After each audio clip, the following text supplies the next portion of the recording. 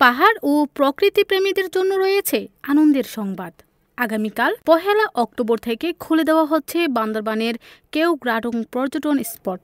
দীর্ঘদিন ধরে বন্ধ থাকার পর পর্যটকদের জন্য পুনরায় উন্মুক্ত করা হচ্ছে বাংলাদেশের দ্বিতীয় সর্বোচ্চ শৃঙ্গ কেওক্রাডং।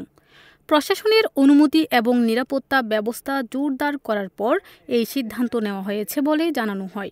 কেওক্রাডং খুলে দেওয়ার ফলে পর্যটন ব্যবসায়ী ও স্থানীয় জনগণ আশাবাদী যে আগের মতো পর্যটকদের ভিড় আবার ফিরে আসবে।